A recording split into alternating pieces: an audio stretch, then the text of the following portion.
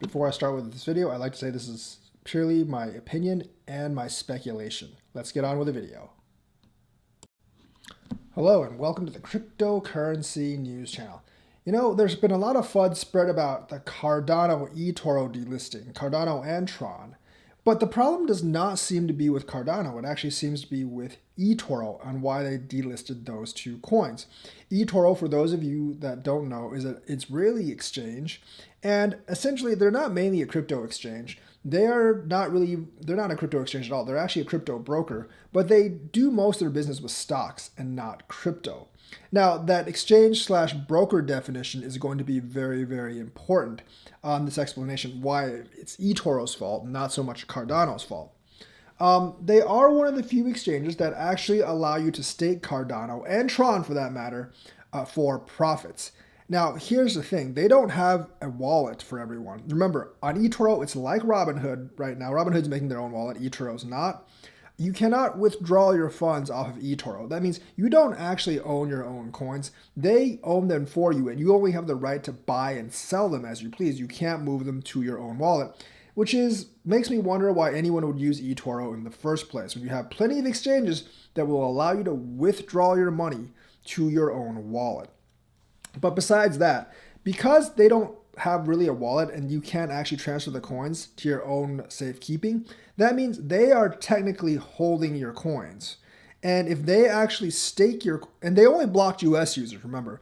So essentially, like, they are holding US investors' money, and they are the ones that are actually making the staking profits for that money. That's where they run afoul of regulators. I mean, like, your money's not being held in your personal account or wallet. It's actually being held essentially by eToro.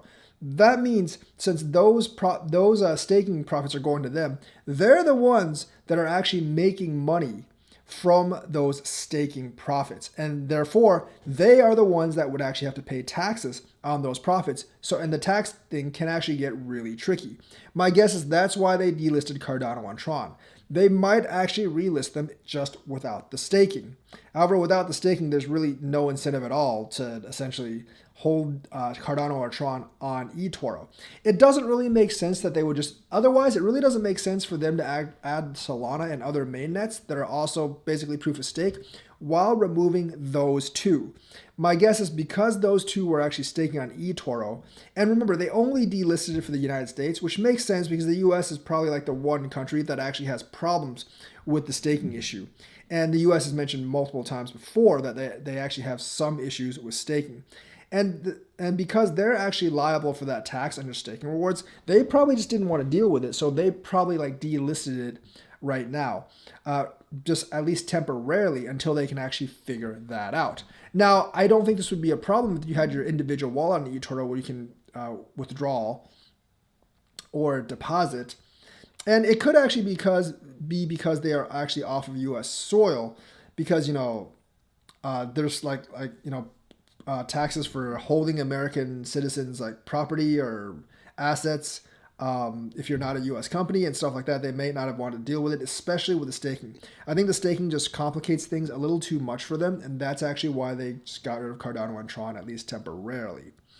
So the thing is, you might actually see more coins delisted from eToro, especially if those coins actually have staking at eToro. I mean, that is actually what makes it more complex, and that's probably where they ran afoul of law. Charles likewise has said he has had no threats, no complaints, and no action by the SEC or any other regulatory authority towards Cardano, and so he was actually blindsided by the eToro delisting. I think a lot of people were spooked, but I don't think there's actually a reason to be scared because it's just eToro, and they did it for American customers, probably because of the staking.